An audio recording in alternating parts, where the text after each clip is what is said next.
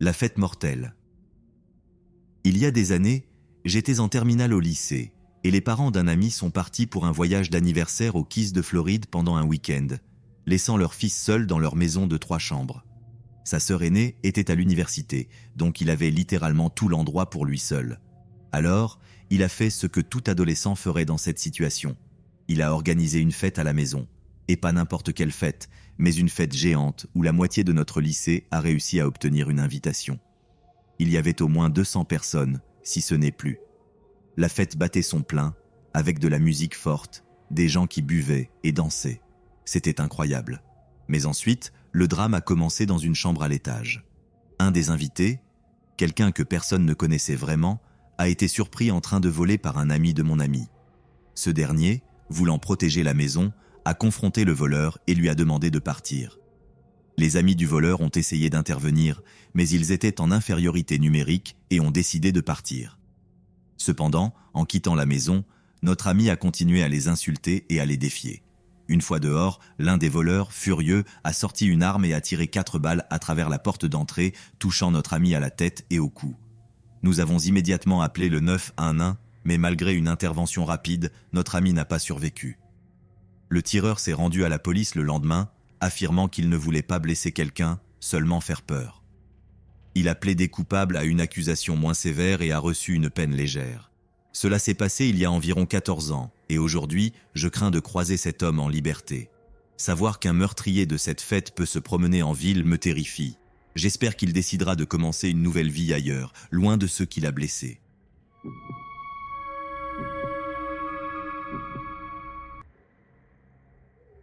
Une nuit inoubliable.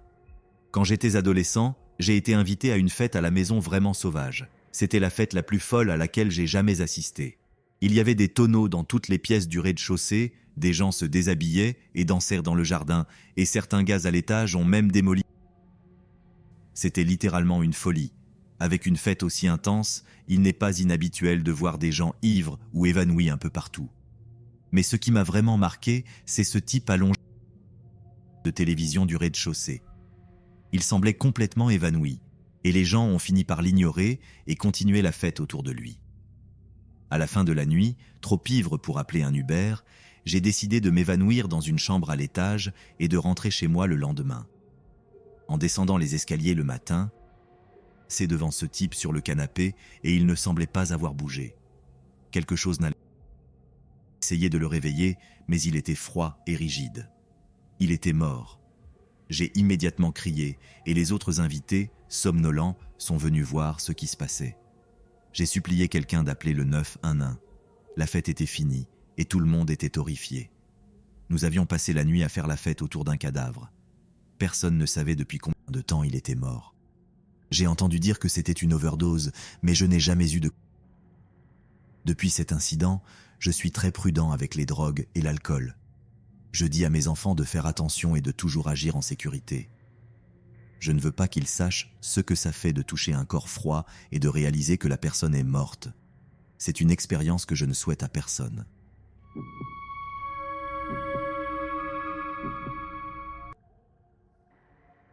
Livraison de pizza à l'hôtel. Je fais des livraisons pour un restaurant en ville, Angelo's Pizza. Ils offrent certaines des meilleures pizzas de la ville.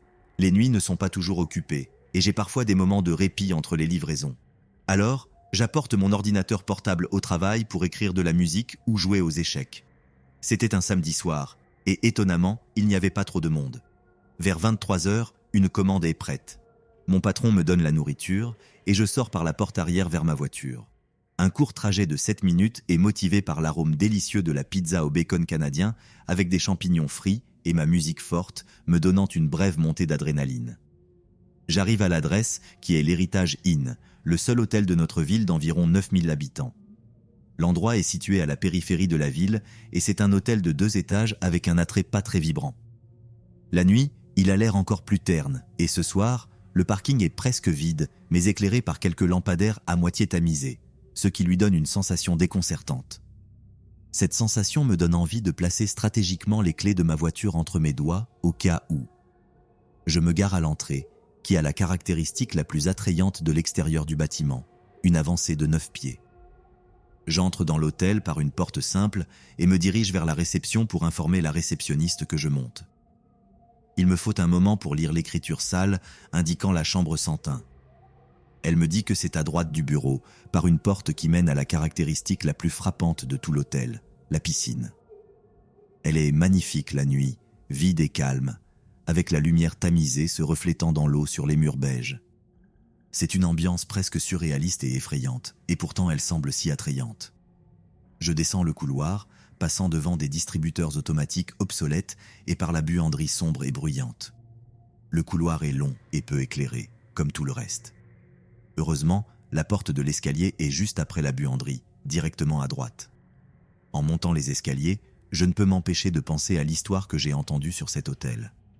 Qu'elle soit vraie ou simplement une histoire, elle me donne toujours une sensation effrayante. Un meurtre aurait eu lieu ici. Une femme de ménage faisait sa ronde quotidienne dans une chambre, je ne sais pas laquelle, et a trouvé les draps des 2 lits trempés de sang. La police a été informée, mais personne n'a été trouvé dans la chambre, et aucun corps n'a été découvert dans l'hôtel. Il y avait plus dans l'histoire, mais je ne pouvais pas m'en souvenir, probablement parce que j'étais terrifié par la nature et l'ambiance de l'hôtel cette nuit-là. Quoi qu'il en soit, la seule chose qui me vient à l'esprit, ce sont des images d'un cadavre pourrissant sous un lit ou sous le plancher. J'arrive en haut des escaliers et je vois la chambre numéro 101 à travers la fenêtre en verre. Une sensation de soulagement m'envahit, sachant que je n'aurai pas à descendre un autre couloir sombre. J'ouvre la porte du couloir et me tiens devant la chambre. Je regarde autour de moi aux 2 extrémités du couloir pour m'assurer que je ne suis pas seul. Je balance prudemment la pizza et le sac avec un bras et le ticket de commande dans l'autre main, juste au moment où la porte s'ouvre lentement, révélant un couloir sombre qui s'enfonce davantage dans la chambre. Une brise froide effleure ma peau et un frisson me parcourt l'échine. Ce n'est pas seulement l'air froid qui me fait trembler, mais la silhouette inquiétante que je vois bouger derrière la personne qui ouvre la porte. La lumière clignote et pendant un moment, je crois voir une autre présence spectrale se glisser dans l'ombre. L'homme devant moi sourit largement, ses yeux brillants d'un éclat qui ne semble pas complètement humain. « Tu es sûr de ne pas vouloir entrer ?» insiste-t-il d'un ton qui suggère que ce n'est pas vraiment une question. Mon cœur bat à tout rompre, et chaque fibre de mon être me crie de fuir. Je fais un pas en arrière, refuse poliment et referme rapidement la porte. Alors que je m'éloigne à grands pas, l'écho d'un rire lointain me suit dans le couloir, me confirmant que cette livraison sera inoubliable.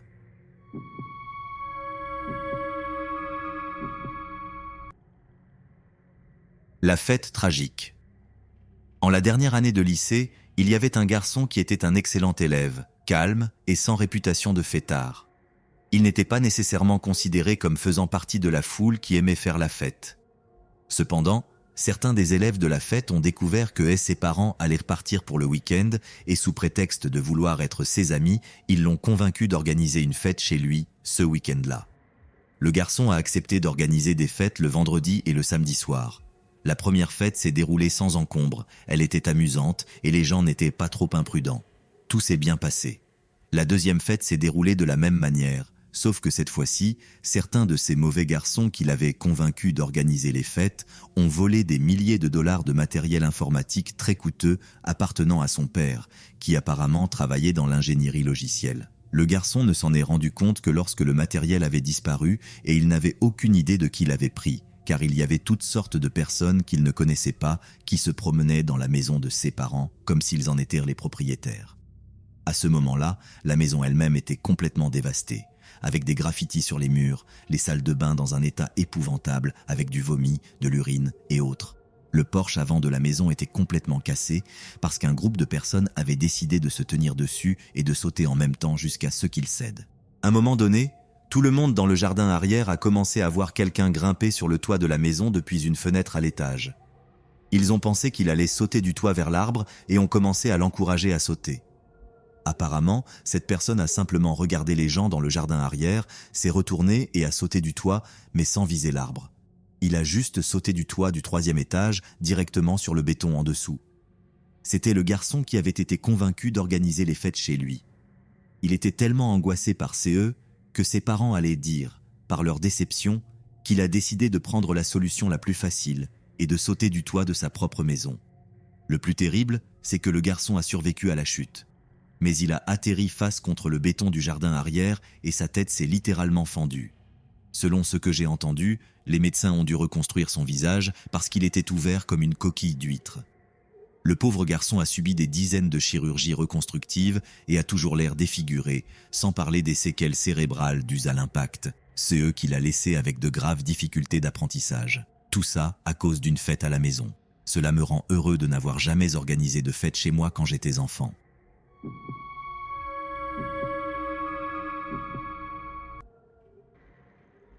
La fête hors de contrôle. Je suis officier de police ici à Manchester et comme la plupart de mes collègues, j'ai eu beaucoup de mal à surveiller les lieux. Le gouvernement a récemment introduit une deuxième série de mesures de confinement de plus en plus strictes et bien que je sois totalement en faveur de la gestion de cette situation, il est évident que les gens commencent à en avoir assez. Nous avons dû intervenir dans de plus en plus d'incidents de personnes se réunissant en groupe dépassant leur bulle sociale, et les gens n'apprécient vraiment pas notre présence. Je vous promets que la dernière chose que nous voulons faire, c'est empêcher les gens de voir leurs amis et leurs familles pour la première fois depuis des mois, mais nous avons un travail à faire, même si cela ne nous plaît pas toujours. Récemment, j'ai dû répondre à un appel concernant une réunion sociale qui a mal tourné. C'était un appel auquel j'aurais préféré ne pas répondre. Nous avons reçu plusieurs appels provenant de la région de Levenshulme à propos d'une fête à la maison qui avait dégénéré. Non seulement ces personnes se réunissaient bien au-delà des lois de distanciation sociale, mais elles le faisaient de manière ostentatoire, en criant aux voisins, en jouant de la musique à fond et en causant des nuisances en général. La propriété où avait lieu la fête était connue comme un Airbnb et était située dans un quartier généralement très calme. Il n'y avait pas de chiffres concrets transmis par radio, mais avant d'arriver à la maison, on m'avait dit qu'il y aurait entre 15 et 20 personnes sur les lieux. En réalité, il y en avait plus de 200. Même lorsque la majorité des renforts disponibles étaient arrivés, nous étions encore dangereusement en infériorité numérique. Pendant le temps écoulé avant leur arrivée, les gens à la fête avaient réalisé que nous étions là, et ils n'étaient certainement pas contents de nous voir. Avant de nous approcher de la maison, j'avais déjà subi toutes sortes d'abus verbaux, sans parler des objets qui avaient été jetés sur ma voiture. Nous avons réussi à entrer dans la maison pour baisser la musique avant d'informer tout le monde qu'ils devaient repartir. Pas une seule personne ne portait de masque. Les seules personnes portant des protections faciales étaient les policiers. Je ne vais pas entrer dans la politique du port du masque ici, mais disons que cela ne m'a pas rendu très heureux de voir autant de jeunes ignorer ouvertement nos instructions. Les jeunes avaient aussi très peur de la police, et dans de nombreuses fêtes bruyantes où j'ai dû intervenir, les appels se terminaient par tout le monde qui sortait par les portes et fenêtres. Mais je n'ai jamais assisté à une fête où personne ne semblait se soucier de notre présence. Ils ne se sentaient pas intimidés du tout, et très vite, l'atmosphère est passée de tendue à agressive. Il y avait un sentiment dans l'air que ces jeunes savaient qu'ils nous dépassaient largement en nombre, et ce n'était pas agréable de les voir commencer à en prendre conscience.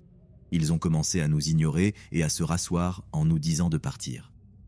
Un garçon a même déclaré avec passion qu'il n'avait pas pu avoir un anniversaire ou un Noël adéquat et maintenant on leur enlevait ça aussi. Je comprenais d'où il venait, mais je ne comprenais pas pourquoi lui et ses amis étaient si rapides à faire quelque chose d'aussi imprudent que d'attaquer des officiers de police. Un garçon a essayé de frapper un officier par derrière alors qu'il parlait à deux autres jeunes. J'ai essayé de maîtriser ce garçon, et les amis du garçon ont sauté sur moi. La dernière chose que j'ai entendue avant que tout ne devienne chaotique, c'était des voix masculines plus jeunes disant des choses comme « Attrapez-les, attrapez-les ». Ensuite, il y a eu une rafale de coups et de cris. C'était des matraques, des pistolets taser et du gaz poivré, tout ce qu'il fallait pour garder ces jeunes à distance et éviter qu'ils ne nous fassent la vie impossible là même dans cette maison. Je me souviens avoir lutté jusqu'à la cuisine où il y avait tous les couteaux de cuisine dans un support et je l'ai fermé pour que personne ne puisse attraper un couteau. Nous avons eu une soirée très difficile, mais cela aurait pu être bien pire si tous ces adolescents avaient vraiment pris la décision de nous attaquer. Il n'y avait aucune chance que nous puissions les combattre tous et quand les gens perdent le contrôle de cette manière et deviennent une foule, il y a des morts. Nous avons eu la chance de ne pas avoir de décès parmi les policiers dans des situations similaires auparavant. Et je suis sûr qu'il y aura de nombreuses occasions dans le futur où nous serons de nouveau en danger de violence collective. Mais être là, vivre ce niveau de chaos et de peur en personne, c'est quelque chose que je ne souhaiterais même pas à mon pire ennemi. C'était vraiment horrible. Et maintenant, pris dans ce genre de comportement, cela ne va faire qu'empirer avec les confinements. Comme je l'ai dit, je comprends la nécessité de ces mesures, mais en tant que police, nous sommes à bout en ce moment, et tôt ou tard, nous devrons faire face à une autre situation où une foule en colère commence à perdre le contrôle. J'espère vraiment ne pas être là pour voir ça de nouveau.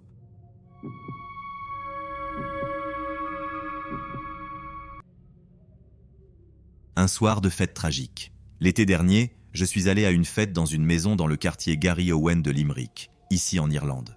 Nous étions en plein milieu des restrictions de confinement et je sais que c'était très stupide et égoïste de ma part d'y assister, mais j'avais besoin de me libérer du stress. Je suis une créature très sociale et j'ai besoin de passer du temps avec des gens, car j'étais vraiment en train de devenir fou en étant enfermé seul à l'intérieur. Je regrette vraiment d'y être allé, mais ce n'est pas à cause de la violation des restrictions que je souhaiterais ne jamais y être allé. C'est parce que j'ai vu l'une des choses les plus horribles que j'ai jamais vues de ma vie à cette fête, et c'est quelque chose que je ne crois pas pouvoir jamais oublier. Alors la fête se passe à merveille pendant quelques heures, et je suis occupé à être la petite abeille sociale que je suis, mais ensuite, j'entre dans la cuisine pour prendre un autre verre, et une grosse dispute éclate entre un couple, apparemment basé sur des accusations d'infidélité. C'était super intense et inconfortable d'être là avec eux, alors j'ai pris silencieusement ma bouteille de vin du réfrigérateur et suis retourné là où je parlais avec quelques nouveaux amis. Je n'y ai vraiment pas beaucoup pensé. Les fêtes à la maison peuvent être bizarres, après tout. Dans une pièce, des gens s'évanouissent. Dans une autre, des gens dansent, tandis que certaines chambres abritent de petites disputes entre couples qui ne dégénèrent généralement pas en quelque chose d'horrible. Mais cette fois-ci, ce n'était pas le cas. L'homme dans la dispute sort furieux de la fête, puis pendant quelques heures, tout revient à de bonnes vibrations. Mais ensuite, à un moment donné de la nuit, l'homme revient à la fête. Les gens le connaissaient par son visage à ce moment-là, donc il n'avait vraiment aucune raison de ne pas le laisser entrer. Je suppose qu'il n'a donné aucun indice sur ce qu'il allait faire, sinon il ne l'aurait jamais laissé rentrer dans la maison. L'homme commence ensuite à chercher la fille avec qui il s'était disputé. Je ne suis pas sûr qu'ils étaient en couple. Je les ai juste entendus se disputer à propos de coucher ensemble. Quand il la trouve, il la confronte, commence à lui crier dessus, puis sort une bouteille de sa veste et semble la vaporiser avec le contenu. Les gens pensaient qu'il était juste en train d'être un idiot en lui jetant de la vodka. L'indignation venait en partie du gaspillage d'alcool et de l'agression inappropriée. Ensuite, ils le sortent de la pièce tandis qu'elle crie.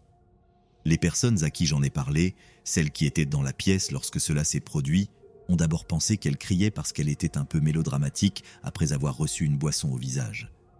Mais ensuite, elle a enlevé ses mains de son visage et elle était couverte de ce qui semblait être des brûlures. Ce n'était pas de l'alcool qui lui avait jeté au visage, c'était de l'acide.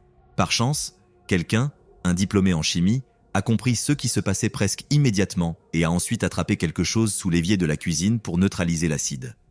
Je ne sais pas exactement ce que c'était, mais c'était un autre produit chimique qui n'a probablement pas fait grand-chose, mais qui a définitivement évité que les dommages soient pires qu'ils ne l'étaient déjà. J'ai entendu dire que la pauvre fille a dû subir une greffe de peau de sa jambe, et même avec l'aide qu'elle a reçue, ses blessures étaient absolument horribles. Le type s'est enfui pendant un certain temps aussi. Le jour même où nous avons appelé la police, ils n'ont réussi à le capturer qu'un mois plus tard, et nous étions tous soulagés quand ils l'ont finalement fait. Je ne peux pas imaginer quel genre de monstre ferait une chose pareille après une dispute. Je ne peux pas du tout imaginer utiliser de l'acide pour essayer de défigurer de façon permanente le visage de quelqu'un. Il faut un type spécial de méchanceté pour faire ça, ne pensez-vous pas? Depuis, j'ai juré de ne plus jamais assister à des fêtes à la maison. Ce que j'ai vu cette nuit-là a été un rappel brutal de la rapidité avec laquelle le plaisir peut se transformer en tragédie et de la façon dont les actions impulsives peuvent avoir des conséquences dévastatrices. Maintenant, je valorise la sécurité et la considération envers les autres bien plus qu'avant, une leçon douloureuse que je n'oublierai jamais. Je vis dans un endroit appelé Raydon, ici dans l'Essex. L'été dernier, pendant le confinement, l'un de nos voisins a décidé d'organiser une fête à la maison. Oui, une fête à la maison en pleine pandémie. Elle a duré toute la nuit. Inutile de dire que ma mère et mon père n'étaient pas contents et ne voulaient pas me laisser y aller. J'ai supplié et j'ai trouvé très égoïste de leur part de faire quelque chose comme ça. Mais quoi qu'il en soit, je suis dans ma chambre en train d'essayer de dormir. Et tout, ce que j'entends, c'est de la musique et des voix venant de l'autre côté de la route, comme si personne ne se donnait la peine de maintenir le bruit à un niveau bas. Ils étaient dans la rue en train de parler entre eux, ce genre de choses. C'était très gênant. À un moment donné, j'en ai eu tellement marre que je me suis levé du lit et je suis allé à la fenêtre pour simplement les regarder avec désapprobation. Je ne sais pas pourquoi j'ai pensé que cela servirait à quelque chose. Aucun d'eux ne pouvait me voir et cela n'allait pas arrêter la fête juste en les regardant. Mais j'ai quand même essayé. Et là, je suis resté pendant quelques bonnes minutes, juste à les regarder déambuler sans but, en train de marmonner entre eux. La chose suivante que je sais, c'est qu'une voiture s'est arrêtée devant la maison. J'ai réellement commencé à avoir de l'espoir que c'était une voiture de police en civil, venue pour fermer la fête afin que je puisse dormir un peu. Je pensais que mes espoirs se confirmaient lorsque l'une des personnes dans la voiture a appelé un des fêtards à s'approcher de la fenêtre. Le gars se dirige vers la voiture en titubant, et au début, cela ressemblait vraiment à la police, parce que tout. Ce qu'il disait était des choses comme « Qui êtes-vous ? Maintenant, qui demande ? Qu'est-ce que cela a à voir avec vous ?» Puis, de nulle part, j'ai entendu 4 grosses détonations et des éclairs provenant de l'intérieur de la voiture. Et puis, le gars qui marchait vers la voiture s'effondre tout simplement sur le trottoir. Nous n'avons pas beaucoup d'armes ici au Royaume-Uni. Alors il m'a fallu un moment pour comprendre ce qui s'était passé, que les gars dans la voiture avaient vraiment tiré sur l'ami qu'ils avaient appelé. Mon Dieu, les bruits qu'ils faisaient aussi. Je n'avais jamais entendu quelqu'un faire ce genre de bruit avant, ce genre de douleur, ces bruits de gargouillement. Je n'ai pas pu les sortir de ma tête pendant longtemps. Je suis sorti en courant de ma chambre et j'ai dit à ma mère et à mon père ce que j'avais vu. Ils avaient aussi entendu les détonations et ils sont descendus en courant pour voir ce qui se passait. Quand je leur ai dit qu'il y avait eu une fusillade, ils ont immédiatement appelé le 999. C'était la nuit la plus effrayante de ma vie jusqu'à présent. Juste entendre ces coups de feu sortir de nulle part est quelque chose que je ne pense jamais oublier. Mais ce sont les effets de ces coups de feu qui me rappellent, par-dessus tout, à quel point nos corps sont forts mais aussi fragiles. J'ai lu dans les journaux que le gars est mort à l'hôpital un jour ou deux après son admission. Je me sens très mal pour lui, mais je suis surpris qu'il ait tenu aussi longtemps. Avec les sons qu'il faisait, je suis surpris qu'il ne soit pas mort là même sur le trottoir devant cette fête. Je ne crois pas avoir complètement surmonté ce que j'ai vu et entendu cette nuit-là. Je suis sûr que je le ferai un jour, mais pour l'instant, tout ce que j'ai besoin d'entendre, c'est le mot fête. Et tout ce à quoi je peux penser, ce sont ces bruits de gargouillement qu'il faisait, allongé sur le trottoir devant la dernière fête à laquelle il est allé.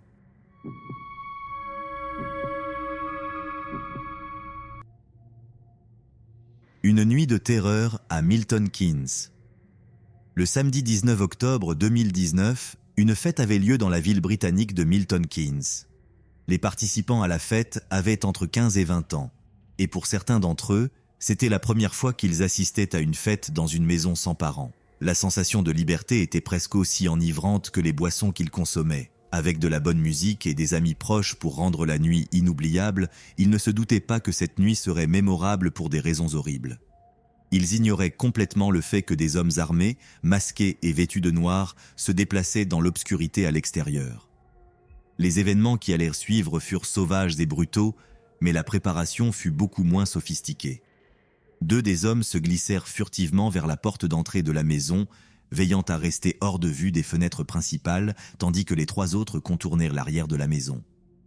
À l'arrière, il faisait beaucoup de bruit depuis une porte arrière ouverte, et les hommes masqués savaient que cela serait un point d'entrée facile. Ces hommes étaient des criminels expérimentés, membres d'un gang local connu sous le nom de B3, et ils savaient exactement comment infliger une grande quantité de terreur et de violence de la manière la plus efficace possible. En un instant, les hommes armés firent irruption par la porte arrière, entrant dans la maison à peine donnant le temps aux personnes à l'intérieur de réagir. Ils étaient lourdement armés et ne visaient pas tous les participants à la fête. Ils cherchaient des personnes spécifiques, membres d'un gang rival, connu sous le nom de M4. Dans les semaines précédant l'attaque, l'un des envahisseurs de la maison, Ben Potter, avait été agressé par des membres de M4. Ils l'avaient emmené dans une zone isolée près de Westcroft avant de le soumettre à une série terrifiante d'humiliations et de tortures.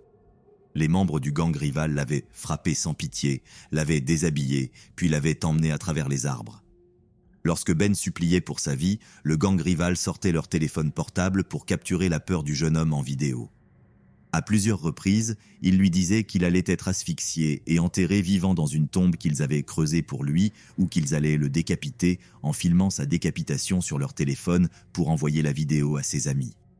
Ben pensait qu'il allait mourir, mais ce n'était que des tactiques d'intimidation. Le gang rival n'avait pas l'intention de le tuer, seulement de l'effrayer. Cependant, Ben voulait se venger. Le gang traversa la fête, aboyant des menaces et brandissant leurs couteaux devant les participants. Mais ce n'est que lorsqu'ils virent un garçon de 17 ans qui répondit imprudemment qu'ils devinrent violents. Un tribunal entendit plus tard que Dom était un membre de haut rang de M4 et, lorsqu'il vit les hommes masqués courir vers lui, il se retourna immédiatement pour fuir. Mais à un moment donné pendant sa fuite, Dom glissa en courant dans la maison.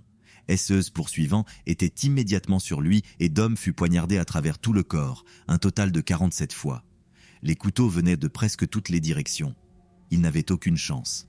La plupart des participants à la fête étaient tellement terrifiés par les hommes qui avaient fait irruption dans la maison qu'ils s'enfuirent dès qu'ils les virent. Mais les hommes armés postés à la porte d'entrée de la maison s'assurèrent que personne ne pouvait s'échapper. Les hommes armés avaient transformé l'endroit en une scène de terreur, avec ceux piégés à l'intérieur soumis à leurs caprices les plus violents. Une seule personne tenta d'aider Dom pendant qu'il était attaqué, un de ses plus vieux amis d'enfance, un jeune homme nommé Ben Gillum Rice. Ben tenta de retirer un couteau à l'un des assaillants de Dom et faillit réussir. Mais en voyant le danger imminent, un autre membre de la bande saisit une de ses armes et poignarda Ben Gillum Rice en plein cœur, le tuant presque instantanément. Ensuite, le gang examina attentivement les participants à la fête pour s'assurer qu'il n'y avait plus de membres de leurs rivaux présents. Lorsqu'ils furent certains qu'il n'y en avait pas, ils partirent aussi rapidement qu'ils étaient arrivés. Malgré avoir été poignardé plus de 47 fois, Dom Mahanu lutta pour sa vie et parvint même à atteindre un hôpital local tout en étant inconscient. Il fut même suffisamment lucide pour dire aux officiers de police exactement qui l'avait poignardé et passa un certain temps à parler à sa mère, qui s'était précipitée à l'hôpital après avoir reçu la nouvelle de l'attaque. Pendant un moment, il semblait que Dom pourrait s'en sortir, mais le traumatisme pur des blessures qu'il avait subies rendait sa condition extrêmement instable, et quelques heures après son admission, il mourut soudainement. Ce fut simplement une question de retrouver ceux que Dom avait nommés, et en moins de 24 heures, la police avait arrêté tous les membres du gang envahisseur B3. Un par un, ils avouèrent ce qu'ils avaient fait.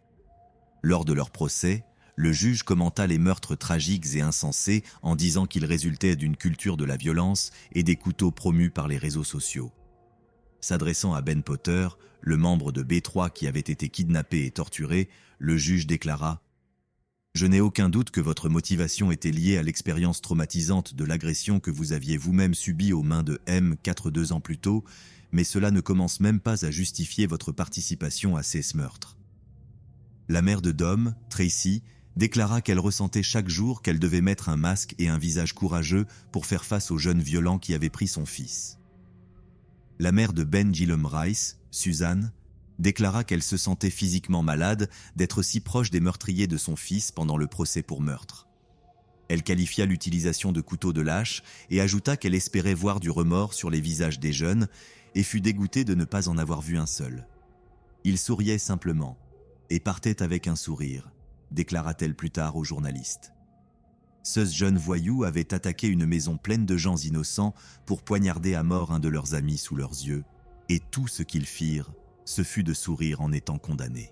Peut-être que c'est parce qu'ils sentaient que la vengeance était accomplie et que tout temps passé en prison en vaudrait la peine pour le sentiment de justification, en sachant qu'ils avaient vengé de manière sanglante quelqu'un qui avait blessé et humilié un des leurs.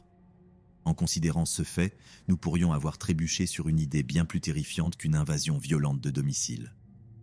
Certains jeunes hommes se retrouvent plongés dans un cycle inévitable d'ignorance, de pauvreté et de violence, au point de pouvoir ôter la vie à quelqu'un et de simplement sourire lors de leur procès pour meurtre. Ce qui est effrayant, ce n'est pas tant le coup de couteau, mais de savoir que cela va se reproduire encore et encore dans le monde entier, pour toujours.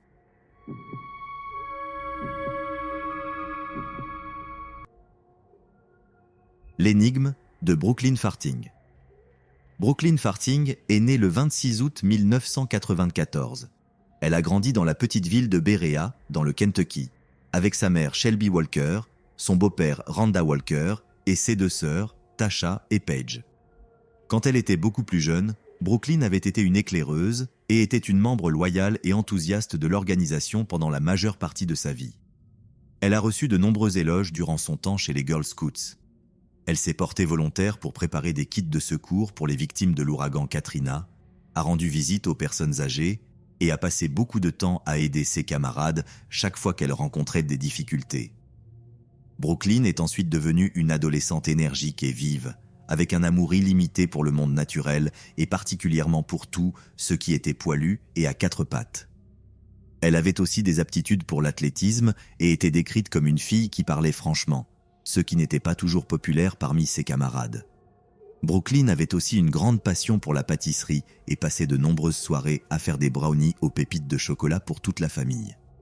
C'était une personne très orientée vers la famille et la communauté, et contrairement à beaucoup de filles de son âge, elle semblait vraiment apprécier de passer du temps avec sa mère et son père, deux parents aimants qui pensaient qu'il était de leur devoir de l'aider à payer ses leçons de conduite et ses examens. Le 21 juin 2013, Brooklyn et Paige ont passé leurs examens de conduite. Tandis que Brooklyn a réussi brillamment, Paige a échoué spectaculairement, ce qui est devenu une sorte de plaisanterie entre la famille Walker-Farthing pour le reste de la journée. Ce soir-là, la famille a assisté au 70e anniversaire de leur grand-père. Il avait été gravement malade les mois précédents et venait de se rétablir miraculeusement.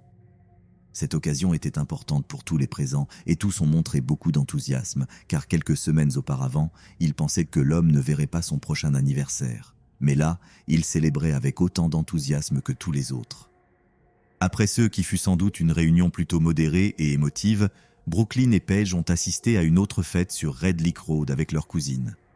Cette fête était considérablement plus sauvage, car des adolescents de leur groupe d'âge y participaient, et il y avait des rumeurs sur une réserve d'alcool. Selon Paige, les sœurs connaissaient la plupart des participants et étaient très excitées à l'idée d'arriver à une fête beaucoup plus animée après avoir passé du temps avec leurs grands-parents. Après avoir bu et dansé pendant quelques heures, Paige et la cousine ont décidé de partir à un moment donné entre 7 et 8 heures du matin. Mais Brooklyn, qui avait préparé son sac de voyage, avait prévu de rester avec une amie qui était également à la fête pour pouvoir dormir et se remettre de sa gueule de bois, loin du regard critique de ses parents. Brooklyn a été déçue d'apprendre que, au lieu de continuer avec son plan de soirée pyjama, son amie avait décidé de passer la nuit chez son petit ami. Naturellement, cela a beaucoup énervé Brooklyn, et une intense dispute a éclaté à la suite de ce changement de plan improvisé. D'autres participants à la fête qui ont assisté à la dispute ont affirmé que Brooklyn était tellement contrariée qu'elle a quitté la fête complètement. Mais pour ce faire, elle a dû voyager avec deux hommes qu'elle n'avait jamais rencontrés auparavant.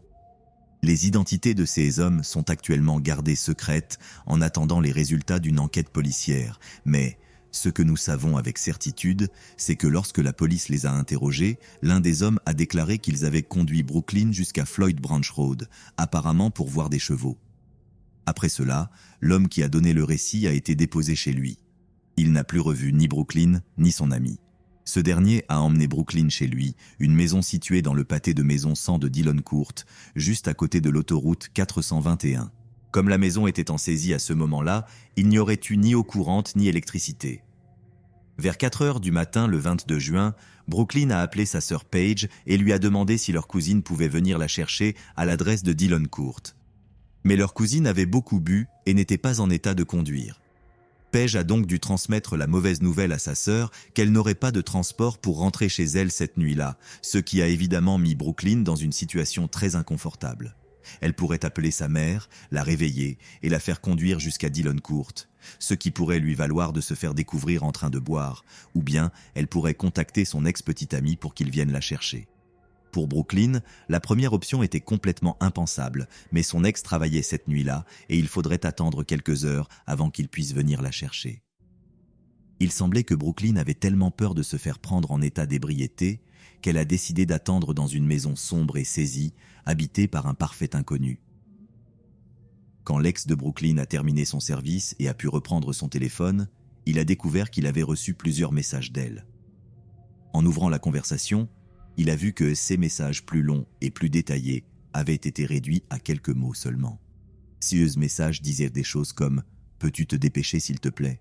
et « Dépêche-toi, j'ai peur ». Mais en route vers Dillon Court, l'ex de Brooklyn, extrêmement inquiet, a reçu un autre message qui disait simplement « Peu importe, je vais bien, je vais à une fête dans le comté de Rockcastle ». Son ex a essayé de l'appeler plusieurs fois, mais elle ne répondait pas. Il lui a ensuite envoyé un message pour lui demander avec qui elle était, mais Brooklyn n'a pas répondu non plus. En fait, elle ne répondrait plus jamais aux messages ou appels de quiconque.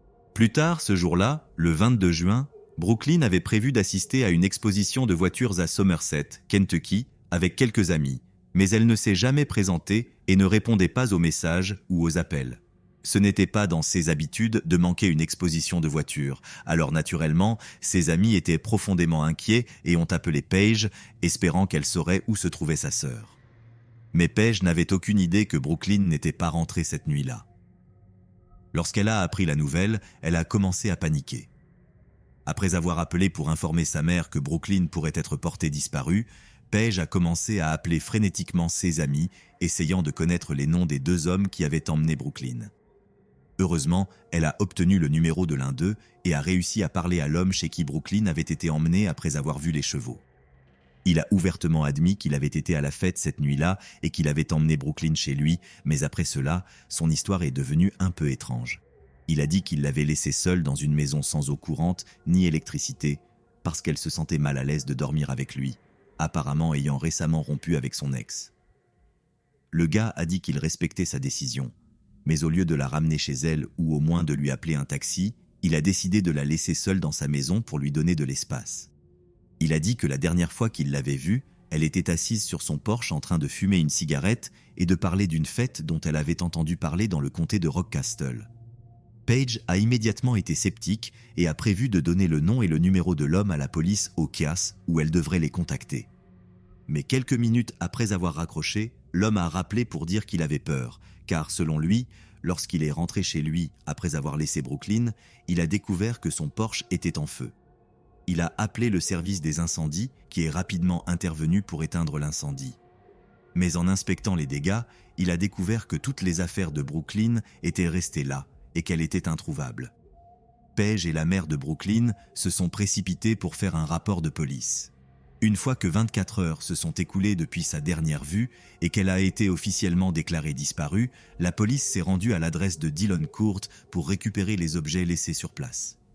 Ils ont rapidement remarqué que les seules choses manquantes de ses affaires étaient son téléphone portable et les vêtements qu'elle portait. L'étape suivante était de vérifier les enregistrements de son téléphone portable et ils ont découvert que pendant les 24 heures où elle avait été portée disparue, elle avait été appelée plus de 100 fois par une multitude de numéros différents, une mesure de l'inquiétude de son entourage. Ils avaient raison de s'inquiéter. Selon une déclaration du service des incendies local, l'incendie du Porsche auquel ils ont répondu vers 7 heures du matin le 22 juin était extrêmement suspect et semblait être un incendie criminel plutôt qu'un accident causé par une cigarette. Le dimanche suivant la disparition de Brooklyn, la police de l'État du Kentucky a commencé à mener des entretiens. Le propriétaire de la maison saisie où Brooklyn a été vue pour la dernière fois faisait évidemment partie des premiers interrogés, mais rien sur l'entretien n'a été rendu public. Dans les premiers jours de l'enquête, la police a demandé aux propriétaires des comtés de Rockcastle, Jackson et Madison de vérifier leur terrain à la recherche de signes de la fille disparue. Ils ont été invités à prêter une attention particulière aux terres fraîchement remuées, aux odeurs inhabituelles, aux lignes de tranchées et aux zones éloignées, ce qui donne une idée inquiétante de l'état d'esprit des policiers, qui croyaient presque certainement qu'elle était déjà morte. Les agents des forces de l'ordre et les bénévoles ont fouillé plus de 16 000 acres de terre répartis dans 3 comtés du Kentucky.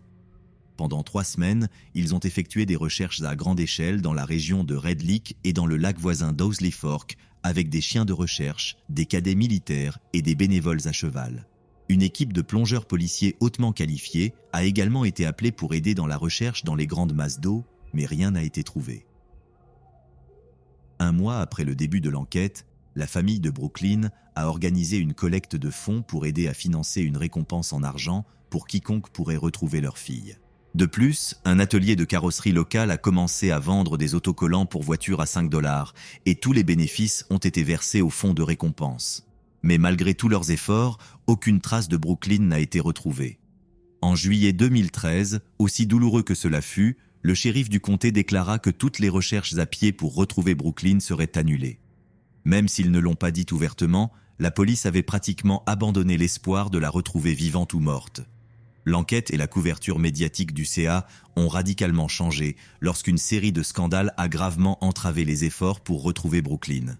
Une femme locale nommée Amanda Griffith a ouvertement admis avoir escroqué ceux qui voulaient donner de l'argent pour la recherche. Lorsqu'une collecte de fonds de voisins préoccupés allait de porte en porte, Amanda s'est jointe à eux, mais tout l'argent qu'elle recevait était redirigé vers son propre compte bancaire privé. Amanda n'a volé qu'une misérable somme de $40, mais pour la communauté locale, cela aurait bien pu être 1 million. Leur indignation n'avait pas de limite, et Amanda fut rejetée par tous ceux qui la connaissaient après avoir été arrêtée pour volume d'identité et escroquerie. Mais étonnamment, ce n'était pas le seul cas de quelqu'un profitant de la disparition de Brooklyn.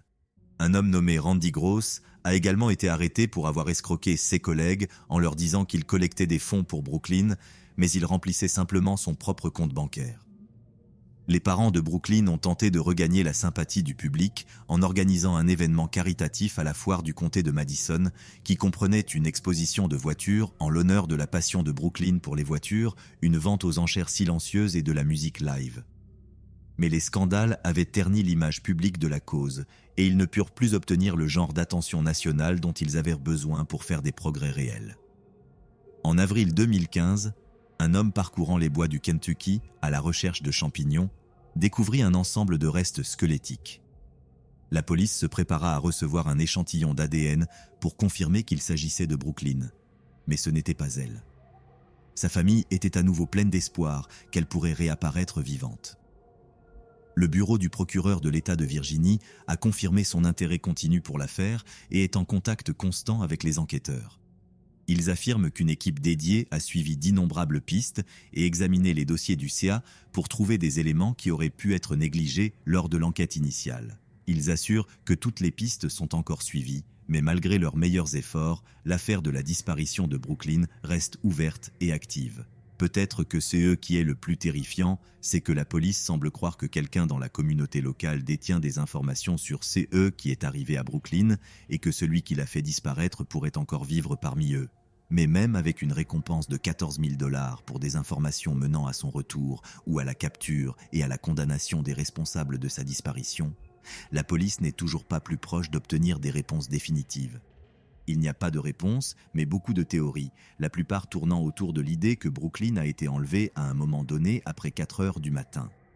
Elle n'était pas déprimée et selon sa famille, elle n'avait aucune raison de fuir ou d'abandonner sa vie. La seule raison pour laquelle elle pourrait être portée disparue est que quelqu'un l'a réellement enlevée. La police a publiquement exprimé ses profondes suspicions quant à la possibilité que le dernier texte envoyé à son ex, celui mentionnant la fête dans le comté de Rockcastle, soit faux et ait été envoyé par quelqu'un d'autre. Étant donné que ses affaires avaient été laissées à la maison de Dylan Court, il est probable que ce soit de là qu'elle ait été emmenée. Mais si le propriétaire de la maison n'a rien à voir avec cela, c'est une toute autre question. En fait, il a laissé Brooklyn seule dans l'obscurité, dans une maison sans électricité ni eau. Mais cela signifie-t-il qu'il a appelé quelqu'un pour la kidnapper afin de se débarrasser d'elle, ou qu'une bande de prédateurs a eu la chance de pénétrer dans une maison sans alarme avec une femme seule, essayant de dormir dans une chambre à l'étage? Seuls les résultats complets de l'enquête policière pourront nous le dire.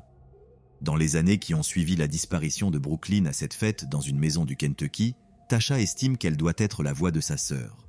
En conséquence, elle a participé à de nombreuses interviews sur sa disparition et a pris de nombreuses mesures pour maintenir le nom de sa sœur dans le domaine public, espérant que quelqu'un verra son visage et fournira des informations.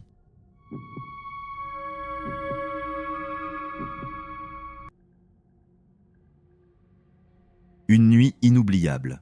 Je suis allé à cette fête dans une maison quand j'étais étudiant et cela a définitivement fini par être une nuit à se rappeler, mais pour toutes les mauvaises raisons. Je dois lever les mains ici et dire que c'était à 100% en partie de ma faute si cela m'est arrivé. Quelques amis et moi avons décidé que ce serait amusant de nous asseoir dehors de la maison où se déroulait la fête et de pointer du doigt les voitures qui passaient. La plupart du temps, il ne se passait rien.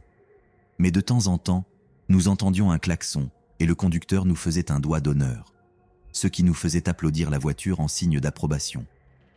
Cependant, ce conducteur nous a vu lui faire un doigt d'honneur et a freiné brusquement. Nous avons eu ce moment approprié de UO quand nous l'avons vu se pencher sur le siège du conducteur, cherchant quelque chose dans l'espace pour les pieds ou sous le siège. La prochaine fois que nous avons vu son visage, il portait un masque et nous l'avons observé pendant qu'il sortait de sa voiture et se dirigeait vers le coffre pour en sortir un marteau. À ce moment-là, nous avons couru en courant à l'intérieur de la maison, montant les escaliers pour nous cacher dans l'une des chambres. Nous n'avons même pas atteint les chambres avant d'entendre des vitres se briser en bas. Ce type est devenu complètement fou sur toutes les fenêtres de la porte et j'étais convaincu qu'il allait entrer et nous écraser la tête avec ce marteau. Mais je pense qu'il est parti avant que la police n'arrive. Leçon apprise, ne pas énerver des personnes au hasard parce que tu risques de tomber sur une personne qui a passé une mauvaise journée et qui conduit avec un masque et un marteau dans la voiture.